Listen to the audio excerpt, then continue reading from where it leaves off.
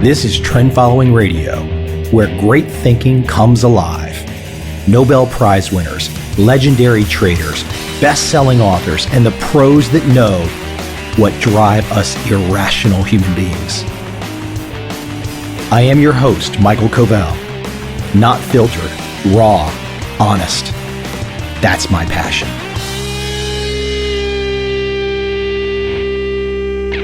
Today on the show, I have Guy Kawasaki.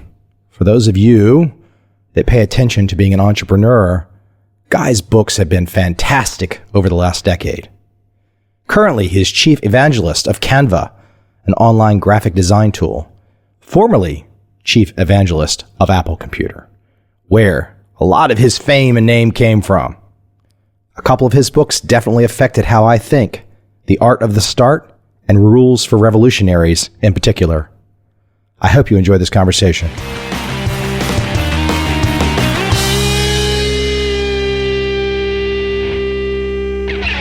Hey, listen, I'm going to jump right in, and I'm going to jump around. I've got so many notes here on so many different topics, and I know you can go in just about any direction. You're very used to that. So I'm going to jump on you. But I want to start with something that I saw that you said, and I think this is one of your very early on influential jobs that you're very well known for, associations, and that's with Apple Computer. And I saw you make the comment, and I'd love for you to expand on this, explain on this, the context, what you mean about Steve Jobs. And the comment that you said was that you learned from him that some things need to be believed to be seen. And I thought that was a really interesting use of words and choice of words. Can you explain what you meant by that? Yes. So what I've learned is that for big leaps in innovation and big changes, many skeptics would say that, well, I'll believe in the change when I see it. And so the onus and the burden of proof is upon the person trying to catalyze the change. But I have learned from Steve and observed myself that if you really want to make big changes, the first step is belief. And the second step is seeing that it happens. And so with Macintosh, where I first learned this, if enough developers and early adopters believed in Macintosh, then we would see it really become a computer. But if the early adopters and the skeptics waited until it was real, that is, had all the software, had everything, then they would have never seen it happen, because developers would say, well, when I see that millions are selling, then I'll write software. But millions are not going to sell until there is software. So, which comes first? And with big innovation, belief comes first. It's a really interesting way that I saw you phrase it, though, that belief becoming first, because as an entrepreneur, as somebody like-minded in you in the sense that we've both written and published books, so much of that type of thinking and that type of creativity, there's no one sitting next to you. I mean, when you go to write a book, nobody is telling you, Guy, this is going to work. I mean, you believe it first, right? Absolutely. Sometimes you don't even believe it. I mean, that's the hard part, is to keep going in the face of so much doubt, right? Well, no, hold on. Let me question you on that. Did you really ever believe that about any of your work, or did you really kind of know deep down, maybe it wouldn't have big acceptance, but you knew what you were writing was right and you believed in it? I find that to be untrue for everything I do. Really? Everything. I'm writing 2 books right now. One is a book about social media. Another is a total revision of The Art of the Start. And I am not certain that either will succeed. And that's just, I think, the way it is. If any author tells you that they truly know something will succeed, I think they're a little bit delusional. Now, I suppose if you're James Patterson and you have 25 bestsellers in a row, at some point you believe it. But not me. I don't. I think every I'm only as good as my last book, and I'm only as good as my last speech. No, I think that's extremely fair. You're right. You can never, as an entrepreneur, you can never stop. Because I think once you've chosen that path, there's nothing to fall back on. So you have to make sure that you are stepping up and delivering each and every time, or the audience goes away. Well, tomorrow Apple's going to introduce what everybody thinks is the iPhone 6 and maybe new iPads and maybe new, who knows what, right? And I guarantee you there's a possibility of failure tomorrow. It's been a while since people are lining up at midnight to buy something the next day, right? Right. So we shall see. And this is, even for Apple. Imagine if you're introducing a Surface tablet, how you must feel. Yeah. Let me shift around on you a little bit too. So one of the things that I saw that you say, which I thought was really prescient, nice, was the first job.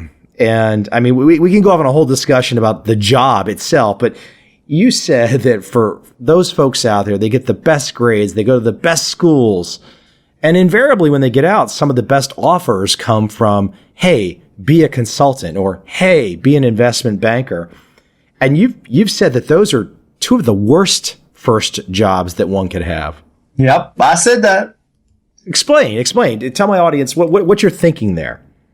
My thinking there is that you need to find for your first job something that you really are producing something and making something, and you're serving customers and you're getting the crap beat out of you.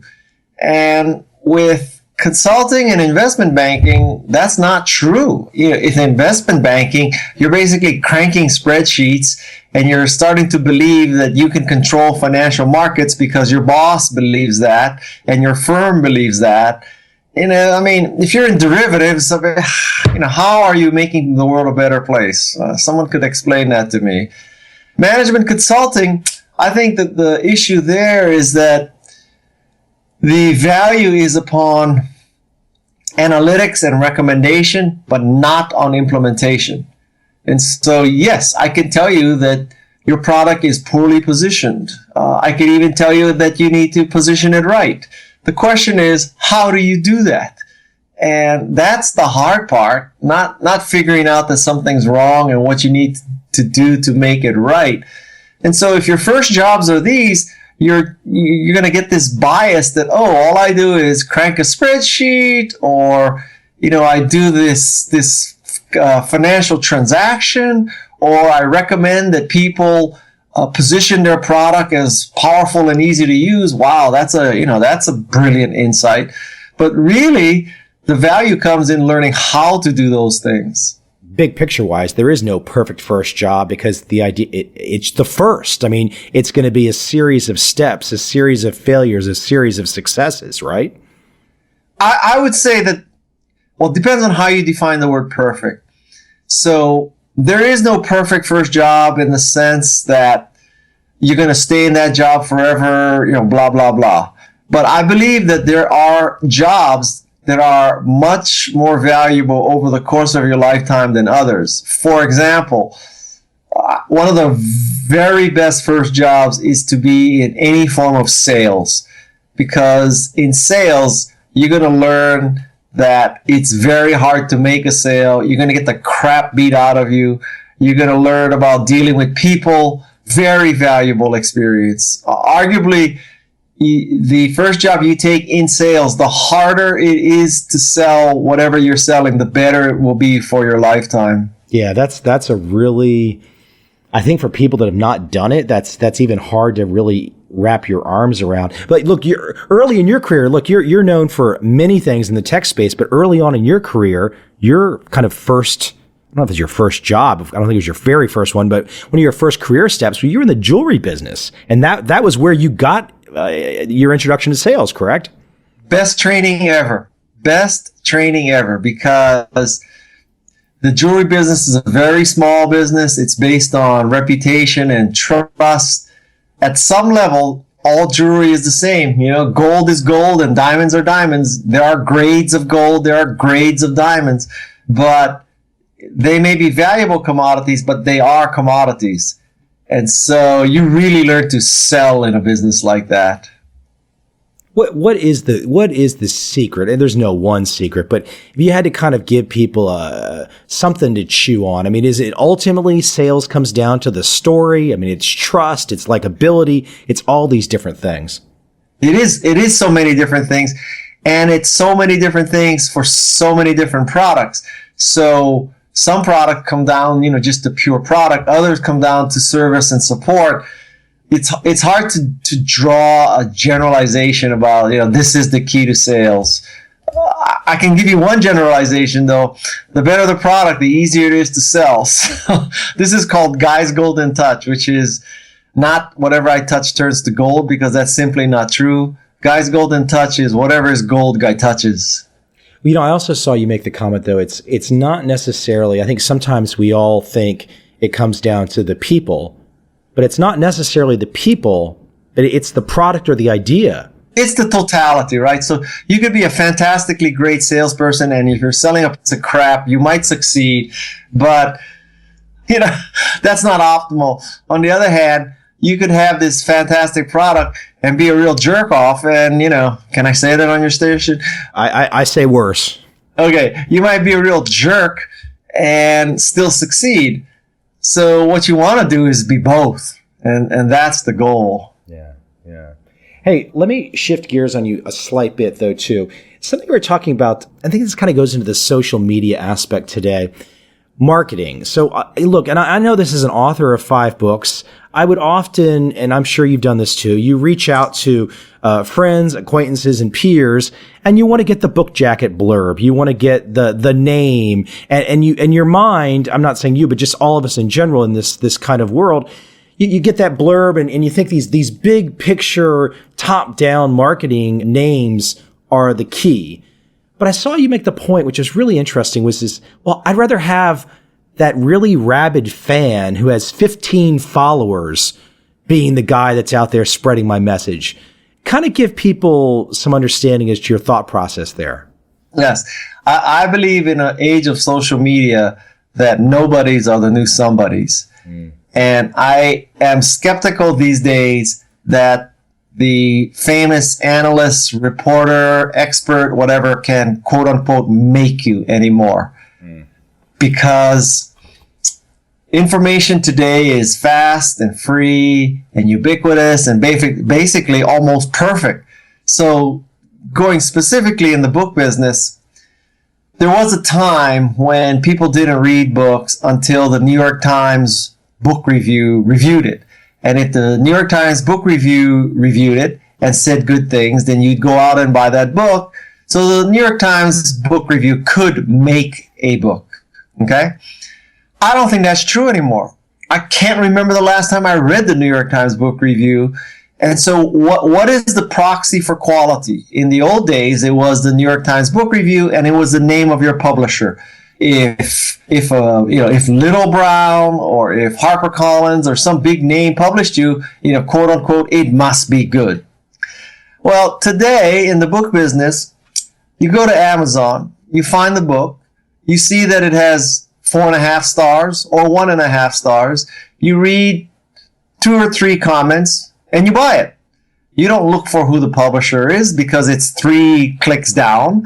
You don't care about what the New York Times book review has done because they haven't reviewed it, because they only review books that come out from, Hillary Clinton and Colin Powell and, I don't know, John Travolta, whatever. I mean, they're doing big books. And so the proxy for quality today is the number of stars on Amazon. Well, that changes everything, because the number of stars on Amazon are determined not by big-time reviewers, but it's determined by basically random readers. And so what you want to do is not make it random. You want to make sure that people who like the book review it.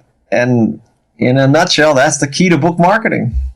Yeah, it really does come down to that. I mean, Amazon's extremely powerful, and I think we both know about some of the ongoing conflicts right now, but I don't know how anybody defeats Amazon in terms of books. I mean, they're going to win. Yeah, they are going to win. And, I love this whole debate between Amazon and Hachette. Hachette is going to be a bug on the windshield of Amazon. I mean, I don't even know. They're crazy. They're not going to win that argument.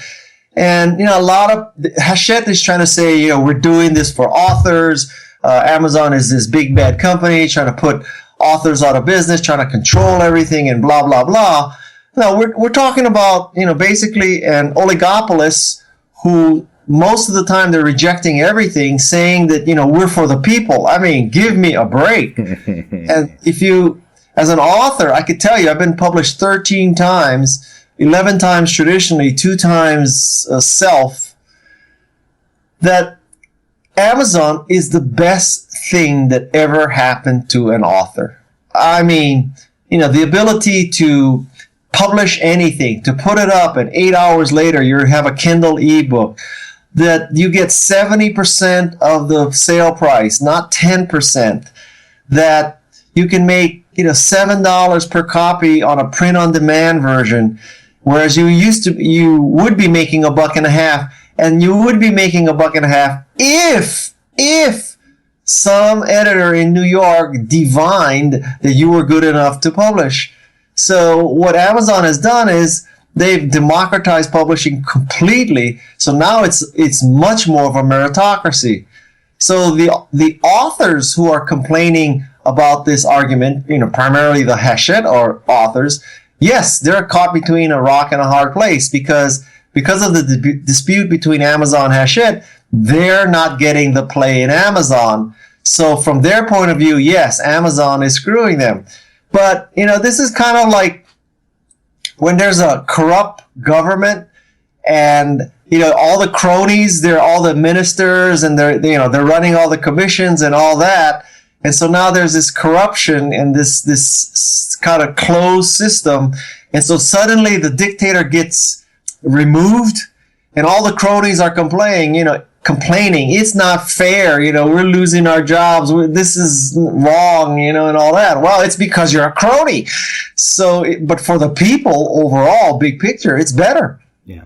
Well, I think back to my first book coming out in 2004, and I was a no-name author. The book ended up selling over 100,000 copies, but there was something like 30 to 40% of all sales were coming from Amazon. This was still at a time where there was a lot of Borders bookshops laying around in 2004. And so, I am an author that firmly understands. Now, I don't like everything Amazon does, but I wouldn't be talking to you today if Amazon was not there to provide a window for me to sell a book as a no-name author in 2004. That's all Amazon.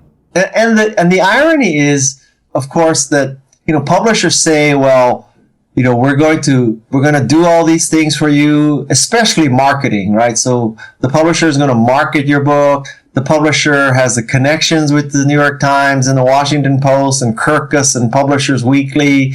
And, that's why you get 10% and we get 90% because we're going to do all the heavy lifting. The biggest lie sold yet, right? Yeah. And then the truth of the matter is, if you look at the social media following of the publisher, they have 5,000 on Google Plus and 2,000 on Twitter and, 500 on Facebook.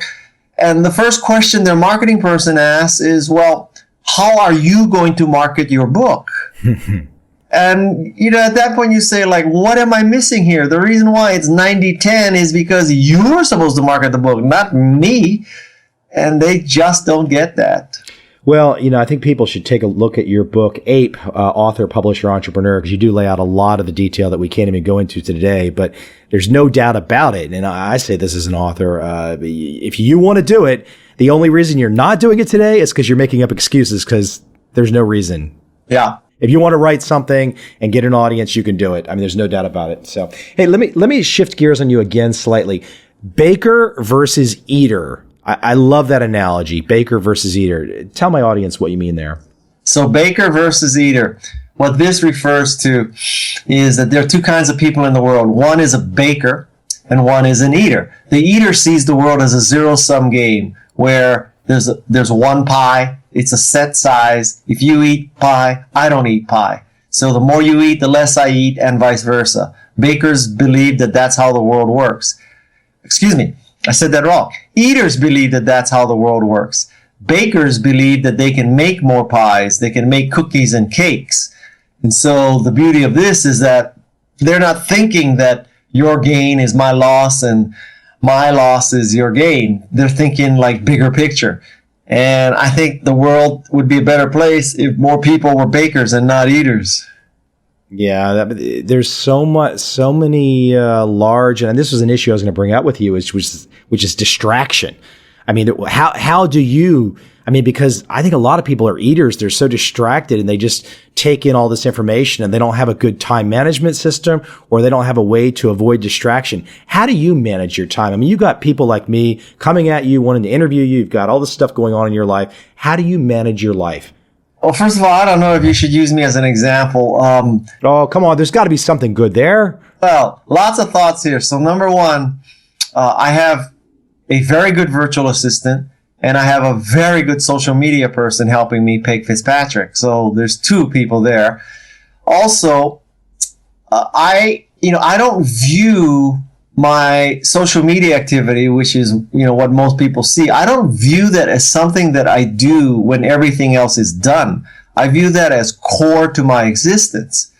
And so to use another analogy, if you went up to Tiger Woods and say, Tiger, man, you spend a lot of time playing golf. I mean, you're putting all the time, you're driving all the time. Like, how do you do it, Tiger? How do you have so much time? How do you prioritize your life so you can play so much golf?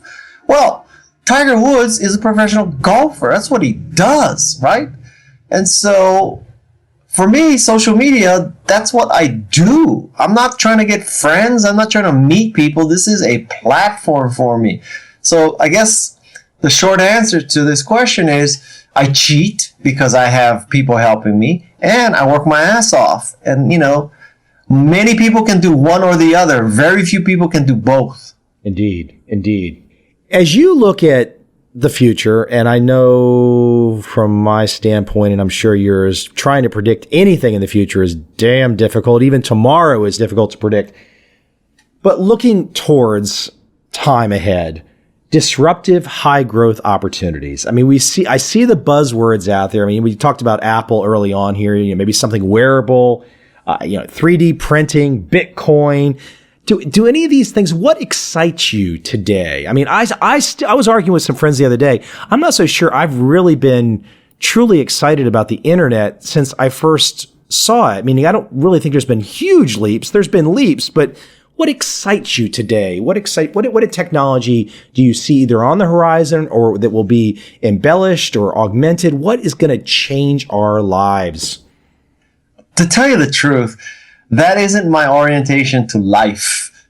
So basically, I believe in like incremental improvements. And I'm not looking for the, massive aha, instantly change everything and make it better. I'm just a grinder. I like to make things a little better every day. So last week I got a Moto 360 watch, and I got the new Moto X phone. The new Moto X phone is freaking fantastic phone. I mean, the camera got so much better. The screen is bigger. I love Android. I think Android is better than iOS.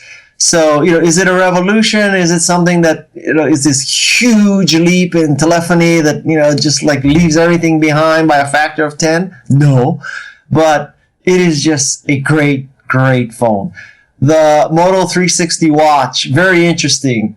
Battery life, not so hot, but it shows, what can be done with the watch. And so now I have this watch and it's counting my steps. So I don't need to have a Fitbit or a Nike Fuel or something like that. Two things have been combined into one. I wear the watch when I play hockey. I mean, so that made my life slightly better. So my answer to your question is that's just not me. I'm not looking for this big thing. I don't sit around thinking, this is remarkable.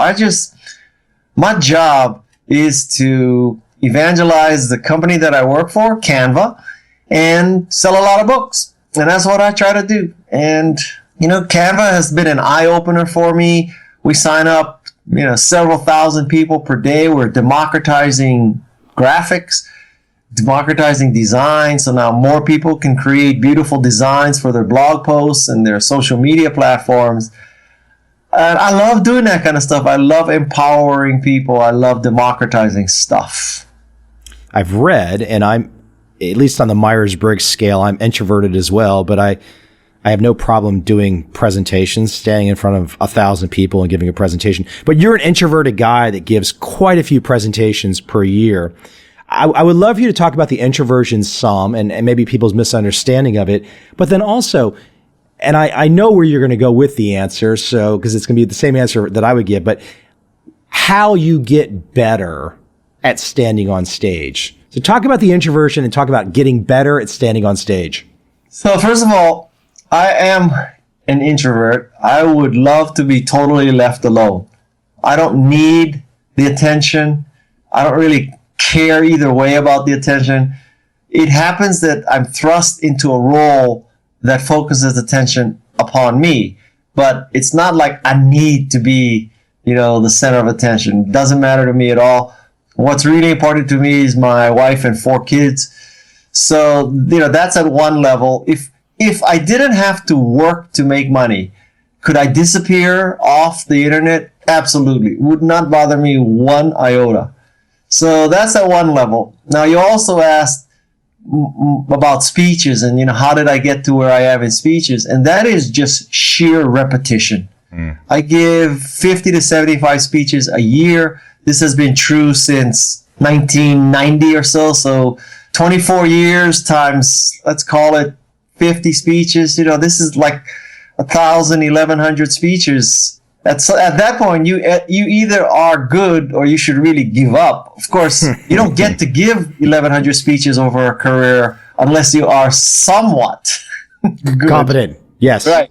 Because people would have shut you down a long time ago, right? So, if somebody plays in the NHL for 20 years, odds are he must have been pretty good, right? I mean, you don't last in anything 20, 30 years if you suck.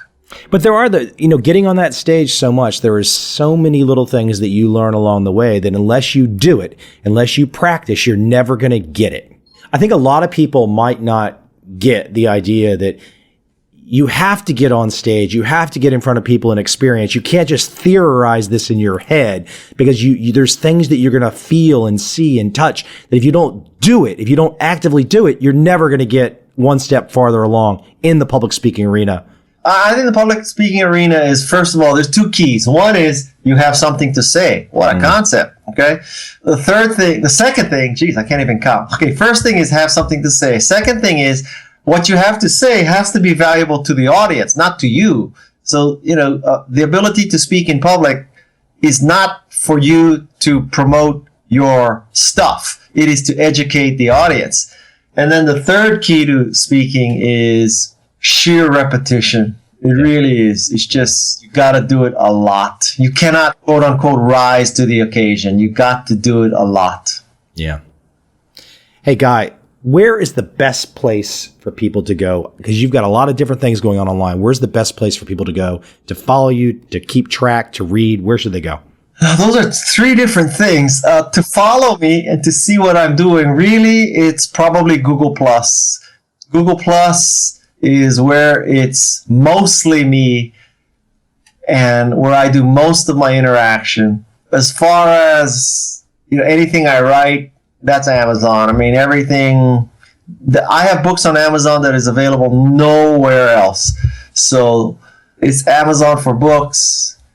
And that's about it. I mean, Google Plus and Amazon, and you basically have me covered.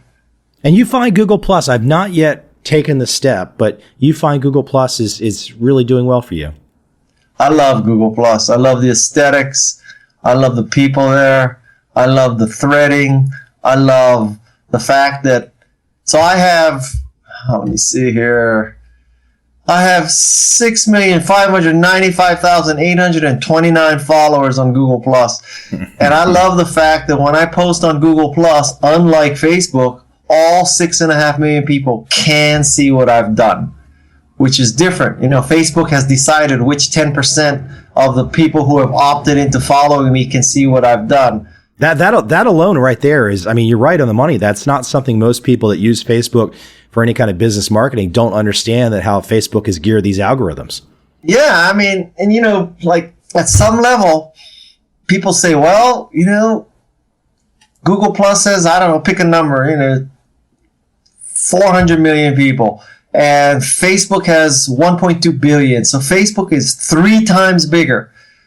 But I would make the case that if you have 1,000 people on Facebook, of which 100 see your posts, or if you have, 250 people on Google Plus and all 250 people can see your posts, which one is bigger and better for you? To me, I'd rather have 250 people who can see what I do all the time versus 100 people who Facebook has decided can see and the other 900 cannot see what you do. Yeah, you make a great selling point right there. It's a simple story, isn't it? Yeah, it's just math. I mean, what's it matter if it's 3 times bigger if 1 out of 10 people can see it? Yeah. Hey, Guy, I appreciate the time today. Perhaps when Apple releases something, it will set the world on fire, and I hope I'll bug you for a conversation. Meanwhile, Canva will set the world on fire.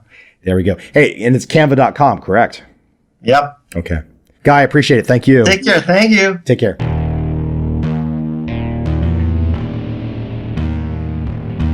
I see a time when those awake will understand how to make money in up, down, and surprise markets.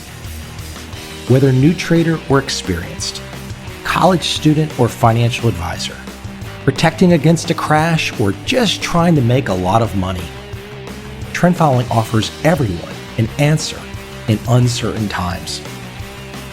To get started immediately, send me an email, michael@covel.com. I will send you the right trend following steps to take along with my free video. But if you want to buy and hold, trust the government and trust Wall Street, this is absolutely not for you.